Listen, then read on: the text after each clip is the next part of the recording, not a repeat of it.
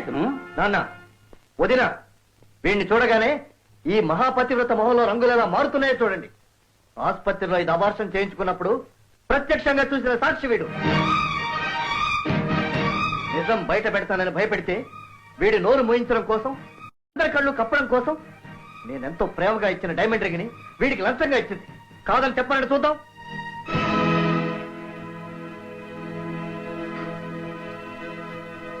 అక్కడికి నేనేదో భ్రమలో ఉన్నానని, అపోహ పడిపోతున్నానని, నాదే తప్పని, నేను తప్ప ప్రపంచమంతా ఈ మహాసాధ్యం వెనకే ఉన్నట్టు నన్ను వెలివేసి దీన్ని ఆకాశానికి ఎత్తేసారే, ఇప్పుడేమంటారు? ఇది నన్ను ఒక్కడే కాదు, కాపాడ చూస్తున్న మిమ్మల్ని అందరినీ మోసం చేసింది. చూడండి, ఇంత చేసి ఇప్పటికీ నిమ్మకి నీరెత్తినట్టు నిబ్బరంగా నిలబడిందే, దీన్ని చంపిన పాపం లేదు.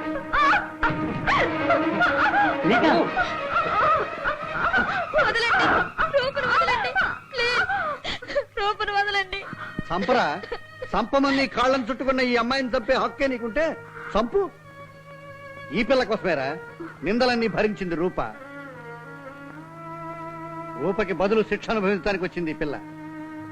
ఈ వాసు రూపని బెదిరిస్తూ చేసిన ఫోన్ కాల్ గమనించి రూపని వెంబడించాను. ఈ వాసుని రూపని మరోవైపు నుంచి గమనిస్తున్న ఈ పిల్ల నాకు కలపడింది. అప్పుడు నిజం బయటపడింది.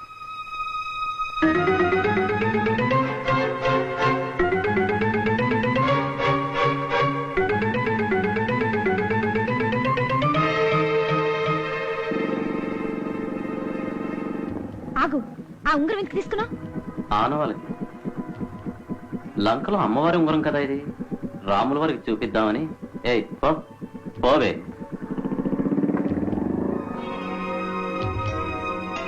ఎవరమ్మా అతను?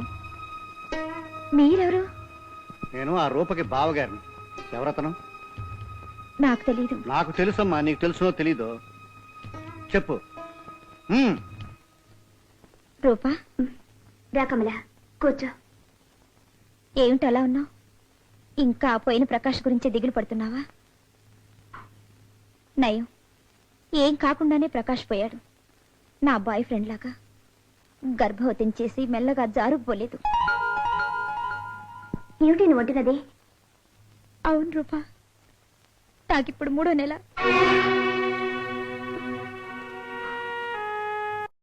మీ ఇంట్లో తెలుసా? తెలీదు. తెలిస్తే నరికేస్తాడు మా అన్నయ్య. అందుకే నీ సాయం కోరాలని వచ్చాను. ఒక్కరోజు హాస్పిటల్లో నాతో గడపాలి. ఈ పాపాన్ని కడిగేసి ఇక మీద బుద్ధిగా ఉంటాను. నేనెలా వస్తాను కమలా?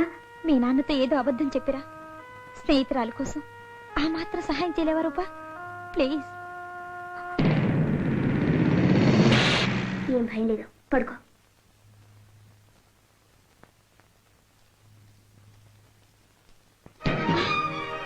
మా అన్నయ్య ఫ్రెండ్ వాసు వస్తున్నాడు. నన్ను బెడ్ మీద చూసాడంటే అన్నయ్యకి చెప్తాడు. కొద్దిసేపు బెడ్ మీద పడుకో. నేనా? పర్వాలేదులే, ప్లీజ్. కొద్దిసేపు అడ్జస్ట్మెంటేగా. Excuse me sister, K Nalini patient room ఎక్కడ? అబార్షన్ రూమ్ లో last bed. Oh thank you. ఏంటమ్మా ఇక్కడ ఉన్నావు? మా ఫ్రెండ్ కి ఒంట్లో బాలేదు, సాయంగా వచ్చాను. మా అన్నయ్య ఫ్రెండ్ వాసు. ఓ నమస్తే. అదేంటి, నర్స్ అబార్షన్ వాడని చెప్పింది, నువ్వేమో ఒంట్లో బాలేదని చెప్తున్నావు. ఆ అమ్మాయి మెళ్ళ తాళి పట్టుకోవడం లేదు. ఒకరిని ప్రేమించి మోసపోయింది. ఇలాంటి వాళ్ళకి సహాయంగా వస్తే ఎవరైనా నేను చూశారనుకో ఏమనుకుంటారు? పక్క దగ్గర మనకు తెలిసిన వాడు ఉంది, చూసి వస్తాను. రాబాబు. ఏమండి, ఎలా ఉన్నారు? బానే ఉన్నా. అతను వెళ్ళే వరకు అలాగే పడుకోవే ప్లీజ్.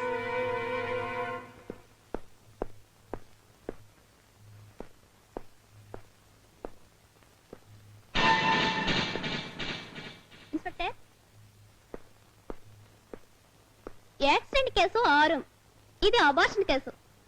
పెళ్లి కాకుండానే కడుపు తెచ్చుకుంటున్నారు, ఇక్కడికి వచ్చి మా ప్రాణాలు చూస్తున్నారు. ఏమిటి ఇది? భయంగా ఉంది నాకు. కమలా, వెళ్ళొస్తాను. బాయ్. రూపా, భయపడకు. అతను నీకు తెలియదు, నువ్వు అతనికి తెలియవు. అందుకే అలా చెప్పాను. నన్ను క్షమించు. డాక్టర్ పిలుస్తున్నారా అమ్మా?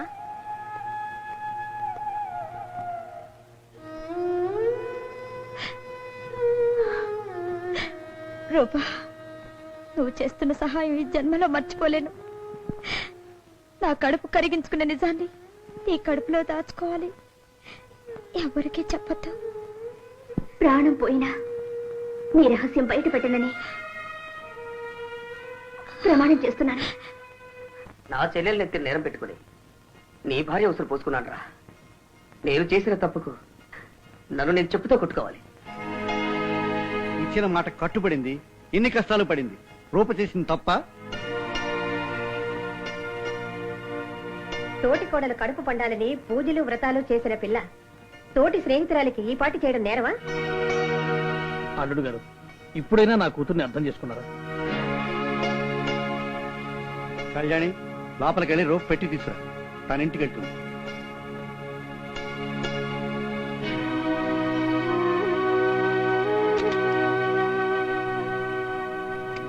తీసుకోమ్మా. తలుపు తీయండి. మీ కోపానికి కారణం చెప్పండి. తలుపు తీయండి. దయచేసి నేను చెప్పేది కొంచెం వినండి. ప్లీజ్, తలుపు తీయండి. Never never never. సూర్యారావు గారు, ఈ క్షణం నుంచి మీ అమ్మాయికు నాకు ఎటువంటి సంబంధం లేదు. నేను దీనికి విడాకులిస్తున్నాను. నీ పేరు మీద అర్చన చేయించానండి.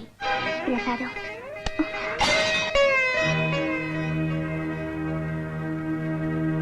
తీసుకో అమ్మా. తీసుకోమ్మా.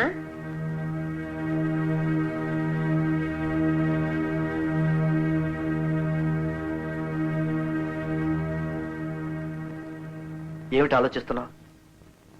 నిన్ను మనస్ఫూర్తిగా నేను క్షమిస్తున్నాను. ఒక స్నేహితురాల్ని కాపాడడం కోసం ఇంత నరకాన్ని కొని తెచ్చుకున్నావు. ఈ చిన్న నిజం నాకెప్పుడో తెలుసుంటే ఇవన్నీ జరిగేవి కావుగా. ఈ చిన్న నిజం నన్ను అడిగి తెలుసుకునే ప్రయత్నం మీరప్పుడే చేయొచ్చుగా. కళ్ళ ముందు సాక్ష్యాలు కనపడుతుంటే ఇంకా తెలుసుకోవడానికి ఏముంది? అవి తప్పుడు సాక్ష్యాలని తేలిపోయింది కదా. ఇప్పుడు తప్పెవరిదండి? నువ్వు ఇప్పుడు నిర్దోషివని నేను ఒప్పుకుంటున్నాను రూపా. ఇప్పుడు కాదండి. నిన్న నిర్దోషిని, మొన్న నిర్దోషిని, ఎన్నటికీ నిర్దోషిని.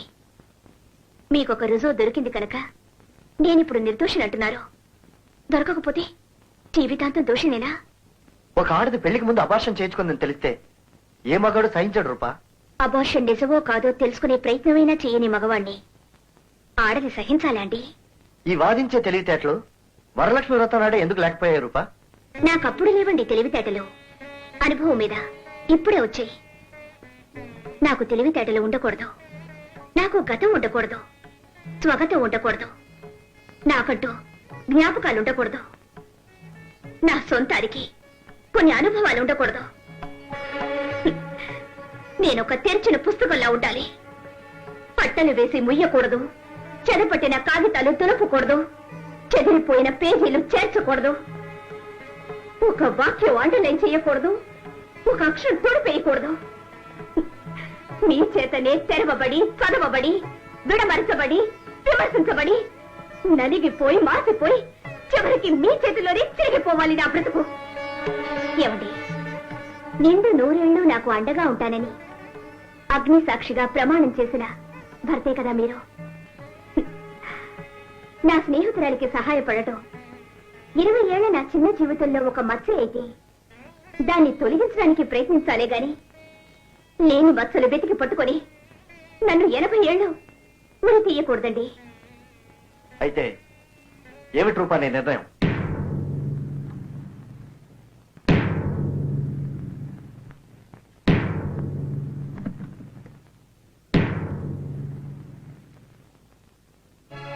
భర్తకి ఒకే ఒక అనుబంధం భార్య. అది తెంచుకోగలడు, పెంచుకోగలడు. కాని భార్య కట్టుబడేది భర్తకి మాత్రమే కాదు. ఇల్లు, పిల్లలు, బంధువులు, మమకారాలు, సంప్రదాయాలు, సామాజిక కట్టుబాట్లు. ఇల్లాలికి ఇవన్నీ కావాలి. వీటన్నిటికీ ఒక ఇల్లాలు కావాలి. వీటిని తెంచుకుని పోవడం తెంపరితనమే గాని జీవన చదరంగంలో గెలుపు కాదు. ఎన్ని సమస్యలు వచ్చినా నా భర్తని నేను మనసారా ప్రేమించడం నాకు సమస్య కానంత వరకు నేను ఎన్నుకునే మార్గం ఒక్కటే. అది ఇదే.